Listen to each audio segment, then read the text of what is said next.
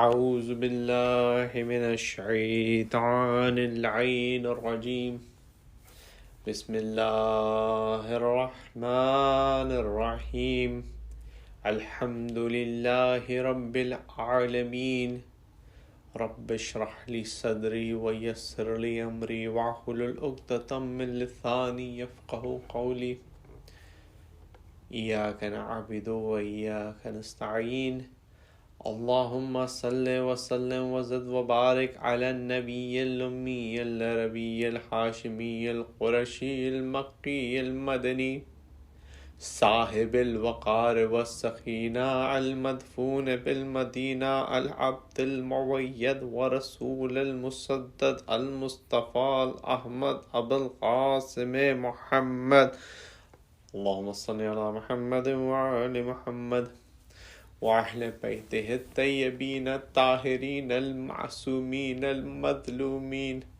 أما بعد فقد قال الله سبحانه وتعالى في كتاب محكم مبين بسم الله الرحمن الرحيم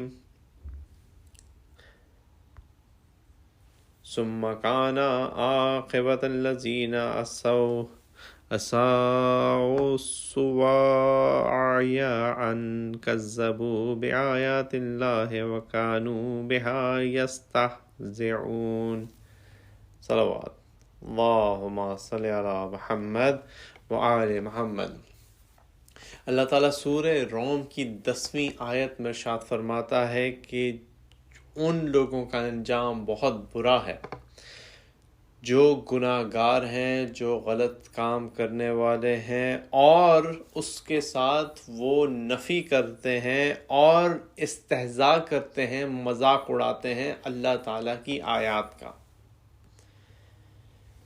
یہ جو آیت میں نے پڑھی یہ حضرت بی بی زینب نے شام کے بھرے دربار میں، اس دربار میں جہاں پہ 700-800 کرسی نشین یزید کے ساتھ بیٹھے تھے، ان کے سامنے جناب زینب نے امام علی علیہ السلام کے لہجے میں یہ آیت پڑھی کہ وہ لوگ جو اللہ کی نشانی کا استہزاء کرتے ہیں اور اس کا انکار کرتے ہیں، ان کا انجام بہت ہی برا ہے۔ اس کے ساتھ ایک اور آیت حضرت زینب نے پڑھی جو میں بعد میں بیان کروں گا، لیکن اس آیت کے اوپر ذرا رک کے سوچیں، اور اس آیت کے ذیل میں جو گفتگو ہم کریں گے اسے میں کنیکٹ کروں گا اس ڈسکشن سے جو ہم نے پہلے کی، یعنی اللہ تعالیٰ کی نشانی سے جو بھی انکار کرتا ہے اور جو بھی مذاق اڑاتا ہے اس کا انجام بہت ہی برا ہے۔ اب یہاں پہ یہ سوچنے والی بات ہے کہ اللہ تعالیٰ کہہ رہا ہے کہ انجام برا ہے۔ جب اللہ تعالیٰ کسی چیز کو برا کہے تو اس کا کیا مقام ہوگا اس برے انجام کا۔ مثال کے طور پہ جب اللہ تعالیٰ کہتا ہے کہ قیامت قریب آ چکی، قیامت کو قریب آنے میں اتنی دیر لگ رہی ہے، یعنی کہ 1400 سال گزر چکے، قرآن مجید آ چکا، اللہ تعالیٰ نے کہا قریب آ چکی۔ اگر اللہ تعالیٰ کا قریب جو ہے ہمارے لحاظ سے اس ٹائم میں ہے جس میں 1400 سال سے زیادہ گزر چکے، تو اس سے ہمیں پتہ چلا کہ ہمارا حساب اور ہم اللہ تعالیٰ کے قریب اور دور کو نہیں کر سکتے، اندازہ نہیں لگا سکتے، کیونکہ اللہ تعالیٰ جب کسی کا لیول بڑھاتا ہے یا کسی چیز کو قریب کہتا ہے تو وہ 1400 سال سے زیادہ تو دور ہے، ٹھیک ہے، ہمارے لحاظ سے جنریشنز گزر گئیں، 25-26 جنریشنز گزر گئیں، اور پتہ نہیں کتنی گزرتی رہیں گی، لیکن اللہ تعالیٰ کے لحاظ سے وہ قریب آ گیا وقت۔ اب جب اللہ تعالیٰ کہہ رہا ہے جو لوگ اللہ کی نشانی سے انکار کرتے ہیں اور جو لوگ اللہ تعالیٰ کی نشانی کا مذاق اڑاتے ہیں ان کا انجام برا ہے، تو ہم سوچیں کہ اب اللہ برا کہہ رہا ہے تو کتنا برا ہوگا وہ جو ہمارے وہم و گمان سے بھی زیادہ برا ہوگا. اور اسی چیز کے لیے ہمیں یہ سوچنا چاہیے کہ اب جو بری انجام جسے اللہ تعالیٰ جس کی طرف اشارہ کر رہا ہے یہ کس کا ہے اور وہ کون سی نشانیاں ہیں جن کی وجہ سے, جن کے انکار کی وجہ سے انجام اتنا برا ہوگا.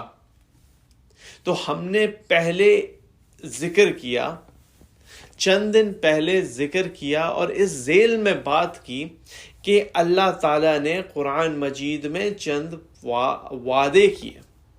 ایک وعدہ سورہ حج میں کیا جہاں پہ اللہ تعالیٰ ارشاد فرماتا ہے کہ جو لوگ اللہ تعالیٰ کی نشانیوں کی رسپیکٹ کرتے ہیں وہ تقوی قلوب میں سے ہے. اب ذرا یہاں پہ رکتے ہیں. تقوی قلوب میں اللہ تعالیٰ نے کہا جو بھی اللہ کی نشانیوں کی رسپیکٹ کرے تقوی قلوب میں سے ہے. اب میں ایک منزل کی طرف لے کے جا رہا ہوں تاکہ ہم سب کو ایک بات کلیئر ہو جائے ہماری زندگی کے لحاظ سے جس میں ہم رہتے ہیں. اس میں ایک بات میں کلیئر کرنا چاہتا ہوں تو اسی منزل کی طرف ہمارے ساتھ چلیے گا پلیز. تو اب جو ہے اللہ تعالیٰ کہتا ہے کہ جب انسان اللہ کی نشانیوں کی رسپیکٹ کرتا ہے تو وہ تقوی قلوب میں سے ہے. دوسری طرف اللہ تعالیٰ ارشاد فرماتا ہے سورہ روم میں کہ وہ لوگ جنہوں نے اللہ تعالیٰ کی نشانیوں کو انکار کیا اور مذاق اڑایا ان کا انجام برا ہے.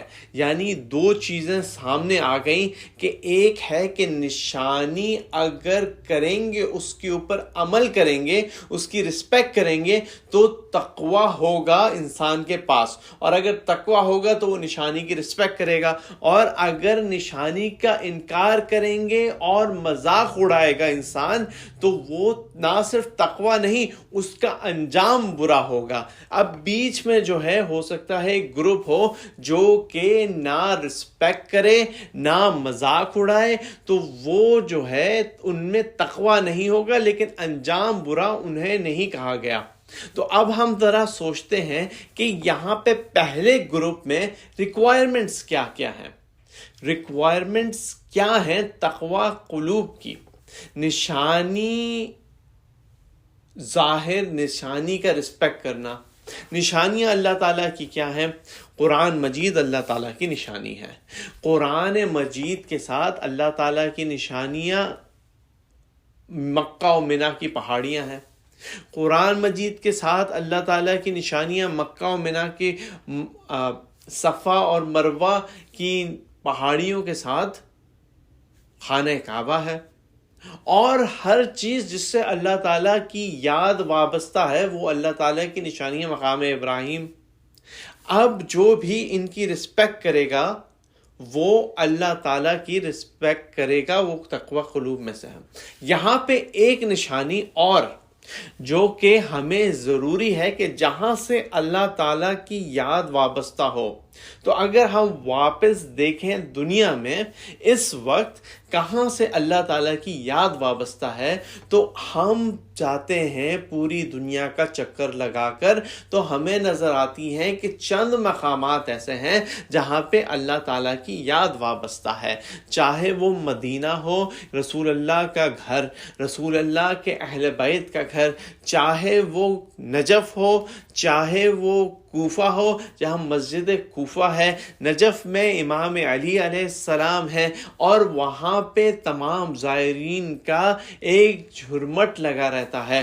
وہ کربلا ہو جہاں پہ فرشتے نازل ہوتے ہیں, زائرین جاتے ہیں, 40 ملین لوگ 40 پہ وہاں پہنچے, 20 ملین, 25 ملین, 30 ملین نمبر ہر عاشورہ اور 40 پہ ہوتا ہے.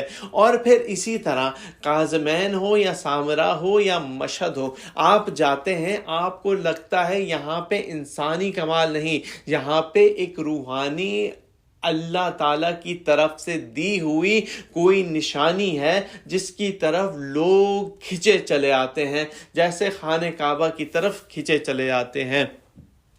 اب یہ بات تو ہو گئی ہمارے مشاہدے کی. اب اسی سے ریلیٹڈ دوسری بات جو رسول اللہ نے فرمائی. رسول اللہ کیا کہتے ہیں؟ رسول اللہ کہتے ہیں کہ میں تم میں دو چیزیں چھوڑ کے جا رہا ہوں، ایک ہے کتاب اللہ اور ایک ہے میرے اہل بیت. جو ان کے ساتھ رہے گا یہ ایک دوسرے سے جدا نہ ہوں گے، یہ دونوں تمہارے ساتھ ساتھ تمہیں گائیڈ کریں گے اور مجھ سے آ کے ملیں گے حوض کوثر پر. جب رسول اللہ نے یہ بات کہہ دی تو اس کے بعد کیا ہوا؟ اس سے ہمیں پتہ کیا چلا؟ اس سے ہمیں یہ پتا چلا کہ جس طرح قرآن نشانی ہے اسی طرح اہل بیت علیہ السلام بھی نشانی ہے. اور اس کا پریکٹیکل پروف ہمیں عام زندگی میں ان کے مزارات پر، ان کے پاس تمام دنیا کے تمام مذاہب کے لوگوں کا وہاں پہنچنا اور وہاں پہ جا کے دعاؤں کا قبول ہونا اس بات کی نشانی ہے کہ اہل بیت علیہ السلام اللہ تعالیٰ کی نشانی ہے، جو قرآن مجید کا باطن ہے، قرآن مجید کے ناطق قرآن ہے. صلوات پڑھیے محمد وآل محمد پر، اللہم صلی علی محمد وآل محمد. اسی زمرے میں اب ایک اور بات کہہ دی جائے، کیونکہ اللہ تعالیٰ کہتا ہے کہ سورہ فاطر میں ہم نے اپنے بندوں میں سے اس کتاب کے وارث منتخب کیے.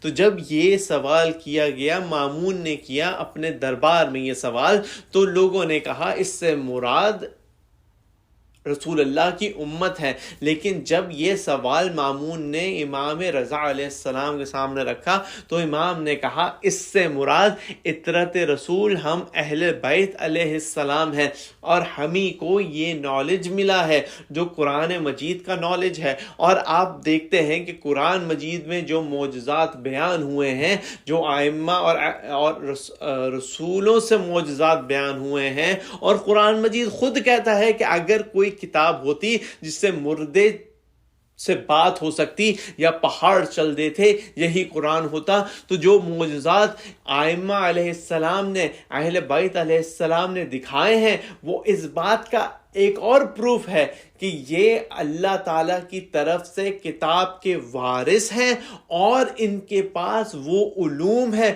جو قرآن مجید میں پنہاں ہیں. تو یعنی کہ اس سے یہ پروف ہوتا ہے کہ اہل بیت علیہ السلام اللہ تعالیٰ کی نشانیوں میں سے ایک نشانی ہے. اب ایک اور پروف کہ اب ہم نے ابھی تک کیا پروف دیکھا؟ ابھی تک ہم نے پروف دیکھے کہ قرآن مجید سے ہم نے پروف کیا کہ اہل بیت علیہ السلام کے پاس ان کا نالج ہے قرآن کا، اور قرآن کے ساتھ ساتھ ہے تو وہ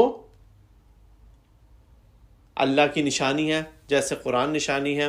دوسرا پروف یہ کہ جب ہم دنیا میں دیکھتے ہیں پریکٹیکلی کہ کیا ہو رہا ہے، کہاں پہ لوگ جا رہے ہیں، تو ہمیں نظر آتا ہے کہ اہل بیت علیہ السلام کے پاس جا کر لوگ پروف کرتے ہیں اور کھنچے جاتے ہیں کہ یہ انسانی کام نہیں، یہ اللہ تعالیٰ کی نشانی ہے.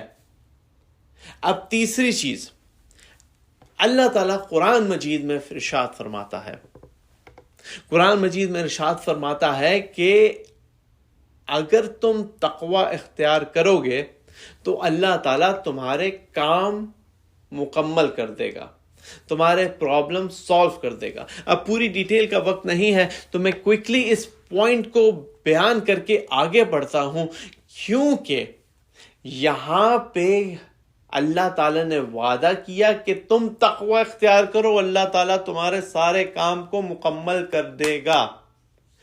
لیکن ہم دیکھتے ہیں کہ جب بھی بے حرمتی ہوتی ہے قرآن مجید کی، پوری دنیا سے لوگ نکلتے ہیں اور پروٹیسٹ کرتے ہیں. پروٹیسٹ صرف ایسا نہیں کرتے کہ گھروں سے نکل آئیں، بلکہ بہت سے ممالک میں، اسپیشلی اسلامی ممالک میں، گھروں سے نکلتے ہیں اور پھر اپنے ہی گھر جلا دیتے ہیں، اپنی ہی دکانیں، اپنی ہی گاڑیاں، اپنی ہی موٹر سائیکل جلا کے غصے میں آ کے پروٹیسٹ کرتے ہیں. لیکن ان پروٹیسٹ کی وجہ سے آپ بتائیے پچھلے 15-20 سال سے تو میں دیکھ رہا ہوں کیا کچھ بدلا؟ کچھ نہیں بدلا. وہ پروٹیسٹ ہوتے ہیں، پھر 1 سال بعد دوبارہ کوئی بے حرمتی ہوتی ہے، چاہے وہ رسول اللہ کی کوئی کارٹون بنانے کی بے حرمتی ہو، یا پھر قرآن مجید کی بے حرمتی ہو، یا پھر کسی اور طریقے سے اسلام اور مسلمانوں کی دل آزارائے، دل کو مجروح کیا جاتا ہے۔ اب یہاں پہ یہ سوچنے والی بات ہے کہ اللہ تعالیٰ نے جب کہہ دیا کہ تم تقوی اختیار کرو، ہم تمہارے کام کر دیں گے، تو کیا مسلمان جو باہر نکلتے ہیں قرآن مجید کے لیے، کیا وہ اپنے آپ کو شو نہیں کر رہے کہ وہ اللہ کی نشانی کی رسپیکٹ کر رہے ہیں اور ان کے پاس تقوی ہے؟ اور اگر وہ یہ شو کر رہے ہیں تو کیا اللہ تعالیٰ کام کو کیوں نہیں کر رہا؟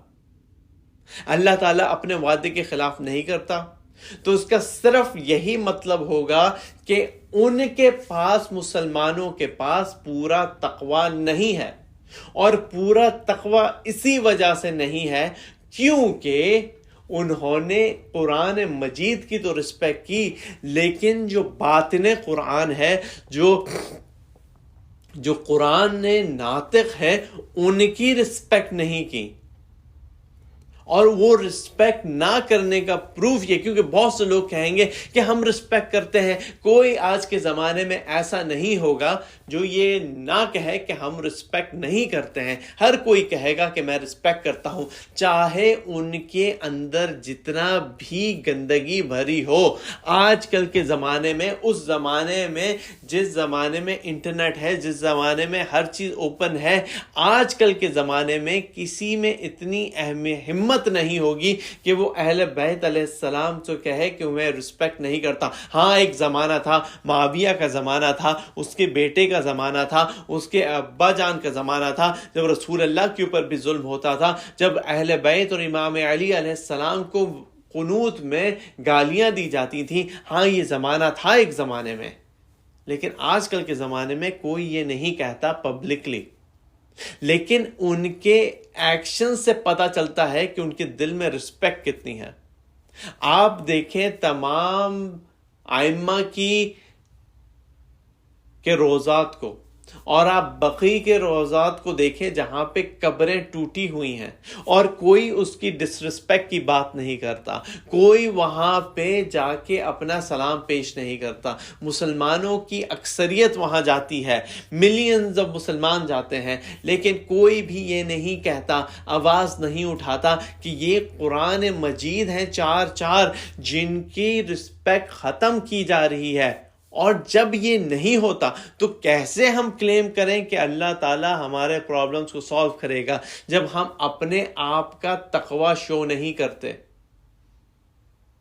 اب یہاں پہ ہم نے بات کی کہ جو لوگ تقوی اختیار کریں گے تو اللہ تعالیٰ ان کے پرابلم سالو کرے گا۔ ہم نے یہ دیکھا کہ چونکہ مسلمان تقوی اختیار نہیں کرتے پوری طریقے سے، اس لیے پرابلم سالو نہیں ہوتی۔ لیکن کچھ لوگ ہیں جو کہ نہ صرف تقوی اختیار نہیں کرتے بلکہ اللہ تعالیٰ کی نشانیوں کو انکار بھی کرتے ہیں اور ان کا مذاق بھی اڑاتے ہیں۔ تو انہی کے لیے حضرت زینب نے یہ آیات پڑھی یزید کے سامنے کہ جو بھی وہ لوگ جو یہ بری حرکت کرتے ہیں، کہ جو اللہ کی نشانیوں کا انکار کرتے ہیں اور اس سے مذاق اڑاتے ہیں، ان کا انجام بہت ہی برا ہوگا۔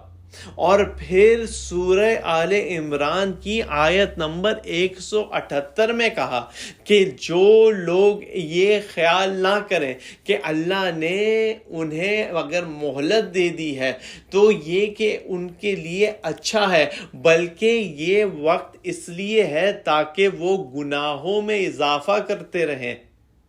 اور یہی چیز ہے جو آج کل کی دنیا میں ظالم حکمران جو سمجھتے ہیں کہ وہ ہر چیز کو کنٹرول کر لیں گے اور دوسروں کی بات کو دبا دیں گے اور انسان اور اللہ تعالیٰ کی نشانیوں کو دبا دیں گے، وہ یہ بھول گئے ہیں کہ اللہ تعالیٰ ان کی رسی ڈھیلی کیے ہوئے ہے، جیسے اللہ تعالیٰ نے فرعون اور نمرود اور شداد کی رسی کو ڈھیلا کیا، یہاں تک کہ جب وقت آ گیا تو ایسا پکڑا کہ وہ خود کہنے پہ مجبور ہو گئے کہ ہم ایمان لائے، لیکن اس وقت بہت دیر ہو چکی تھی۔ یہی بات تھی جب یزید نے امام حسین علیہ السلام کو شہید کر کے 1 سال تک اہل حرم کو اپنے شام میں قید کیے رکھا۔ 1 سال تک اہل حرم قید میں رہے۔ وہ 1 سال ایسی اذیت کا سال تھا جس میں انہیں رونے کا موقع نہیں تھا۔ وہ لوگ، وہ اہل حرم، وہ اہل بیت رسول، وہ حضرات کیا عورتیں تھیں، مرد تو صرف ایک تھے، سید سجاد۔ لیکن پہلے ان کے مصائب سے پہلے ذرا دیکھیں یہ تھے کون؟ یہ رسول اللہ کی بیٹی کی بیٹیاں تھیں، یہ حضرت امام حسن اور امام حسین کی بیویاں تھیں، یہ حضرت امام سجاد کی گھر والی پھپھیاں اور امیاں تھیں، یہ حضرت محمد باقر علیہ السلام کی والدہ تھیں، یہ وہ تمام لوگ تھے جو حرم رسول اللہ تھے۔ یہ وہ حرم تھا کہ جس کو نہ آسمان نے دیکھا نہ زمین کے اوپر جب چلتے تھے تو آواز آتی تھی۔ حضرت فاطمہ زہرا کا گھر تھا، امام علی علیہ السلام کا گھر تھا، امام حسن مجتبیٰ کا گھر تھا، امام حسین کا گھر تھا۔ یہ وہ گھر تھا جو پنجتن پاک کی عورتیں تھیں، یہ وہ گھر تھا جن کی خاطر اللہ نے آسمان اور زمین اور زمین اور آسمان اور چھلکتے سمندر اور بہتی کشتی اور چمکتے سیارے اور سورج چمکتا سورج، یہ سب کچھ بنایا ان 5 افراد کے نور کی خاطر۔ یہ ان کا اہل حرم تھا، اور اس اہل حرم کو یہ لوگ، یہ کفار، یہ مسلمانوں کے لبادے میں کفار جب کربلا سے کوفہ لے کے چلے اور کوفے سے شام لے کے چلے، اور جب شام میں انہیں اذیتیں دی، یہاں تک کہ امام حسین علیہ السلام کے سر کو تشت پر رکھا اور اس کے ساتھ بے ادبیاں کی، اور امام حسین علیہ السلام کے سر کے سامنے حضرت زینب کو کہا اور حضرت سکینہ کو للکارا اور حضرت سجاد نے وہ خطبے دیے، یہاں تک کہ وہ 1 سال گزر گیا۔ وہ ایک بیٹی امام حسین کی جو سارے راستے بابا بابا کہتی رہی، جس کو روتے تھے تو نیزہ مارتے تھے، جس کے کانوں سے خون بہتا تھا، جس کے منہ پہ تماچوں کے نشان تھے، جس کے پھٹے ہوئے کپڑے اور جلے ہوئے کپڑے اس کے گوشت میں پیوست ہو گئے تھے، اس بچی نے دم توڑ دیا۔ اب جب وقت آیا، ایک دن یزید نے بلایا اور کہا سید سجاد کو بلاؤ۔ سید سجاد کو بلایا، کہا کہ ان کی بیڑیاں کاٹ دو، اب میں نے سوچا ہے کہ رہا کر دوں۔ سب لوٹنے کے بعد، فاطمہ زہرا کا گھر اجڑنے کے بعد، اب وہ سوچ رہا ہے کہ میں رہا کر دوں، چاہے تو یہاں رہے چاہے تو مدینے جائے۔ سید سجاد نے کہا کہ میں اپنی پھوپھی سے پوچھوں گا۔ حضرت زینب کے پاس آئے، حضرت زینب نے کہا بیٹا سجاد، ہم مدینے جائیں گے، لیکن اس سے پہلے ہم اپنے بھائیوں پہ رو نہ سکے، ہم ماتم نہ کر سکے، ہم اپنے گھر والوں پہ رو نہ سکے، ہم یہاں پہ روئیں گے، ماتم کریں گے۔ ایک گھر خالی کروایا گیا، تمام بیبیاں وہاں آئیں، شام کی عورتیں وہاں آئیں، شام کی عورتوں کے ساتھ وہاں پہ ماتم بپا ہوا، ایک شہداء کا سر آتا تھا۔ ذرا آپ یہ سوچئے 1 منٹ کے لیے کہ سر کہنا آسان ہے، لیکن سر آئے کس طرح ہوں گے؟ وہ سر ہوں گے لیکن جسم نہیں ہوگا۔ ہر ایک بیوی نے سر لیا ہوگا۔ ہم کہہ دیتے ہیں، ہم سن لیتے ہیں، لیکن سر کو گود میں لینا یہ ایک مصیبت کیسی مصیبت ہے فاطمہ زہرا کے گھر میں کہ ان کی بیٹیاں اہل بیت کے اس پنجتن 5 کے امام حسین کے سر کو دیکھ رہی ہیں، اس سر کو کہ جس کے سر میں، جس کی زبان رسول اللہ کو، جس کے منہ میں رسول اللہ نے اپنی زبان دی تھی۔ امام حسین نے کبھی کسی کا دودھ نہیں پیا، امام حسین بڑے ہوئے رسول اللہ کی زبان چوس کر۔ وہ سر جسے رسول اللہ چومتے تھے، وہ سر جس کی وجہ سے پترس کو بالوں پر ملے، ان امام حسین کا سر جب گود میں ہوگا، اور وہ سر کہ جس کو گودی میں لے کے حضرت فاطمہ زہرا چکھیاں پیستی تھی، امام علی مرتضیٰ گھر کے کام کرتے تھے، حضرت سلمان فارسی اس گھر سے ان امام حسین سے کھیلتے تھے، رسول اللہ کی پشت پر چڑھتے تھے۔ جب اہل حرم کو آزادی ملی اور رونا شروع کیا تو کیا رونے کا عالم ہوگا، حضرت فاطمہ زہرا کیسے دیکھتی ہوگی کہ ان کی بیٹیاں کیسے رو رہی ہیں اپنے لٹے ہوئے گھر کے سامان پر۔ اب قافلہ روانہ ہونا شروع ہوا۔ قافلہ جب روانہ ہوا تو ایک بچی زندہ میں رہ گئی، وہ بچی جو صبح شام کہتی تھی، ہم گھر کب جائیں گے۔ آخری دن عاشورہ کے دن کہا تھا بابا ہمیں مدینہ پہنچا دے، نانا کے پاس پہنچا دے۔ وہ شام میں رہ گئی۔ وہ جب شام میں رہ گئی تو بی بی نے کہا ہے شام کی عورتوں، یہ چھوٹی بچی ہے، بہت محبت کرتی تھی، اسے اکیلا نہ چھوڑنا۔ قافلہ روانہ ہوا۔ قافلہ 40 پہ کربلا میں وارد ہوا۔ دوسری طرف اسی وقت حضرت جابر بن عبداللہ انصاری نانا کے صحابی زیارت کے لیے آئے۔ زیارت کے لیے جب کربلا پہنچتے ہیں تو انہوں نے کہا کہ پہلے میں غسل کروں گا۔ غسل کرنے کے بعد ننگے پاؤں کربلا میں گئے۔ اب وہ دیکھ نہیں سکتے تھے تو انہوں نے، ان کے ساتھی نے کہا کہ آپ کو پتہ کیسے چلے گا کہ کون سی قبر ہے، کون سی قبر ہے حسین کی؟ انہوں نے کہا کہ تم ایسا کرنا کہ تم میرا ہاتھ پکڑ کے لے جانا اور جہاں پہ مجھے اس قبروں کے پاس چھوڑ دینا، میں خود ہی پہچان لوں گا۔ اب وہ شخص حضرت جابر بن عبداللہ انصاری کا ہاتھ پکڑ کر لے کے چلا، اور جب قبروں کے پاس پہنچا تو کہا اب آپ قبروں کے پاس ہیں۔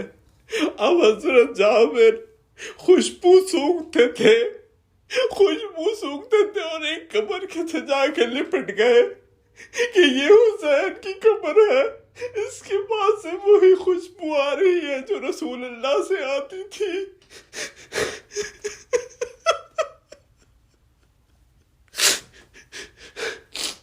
ابھی وہ لپٹ کر رو رہے تھے کہ دور سے دیکھا کہ کوئی قافلہ آ رہا ہے، کہ کوئی قافلہ آ رہا ہے۔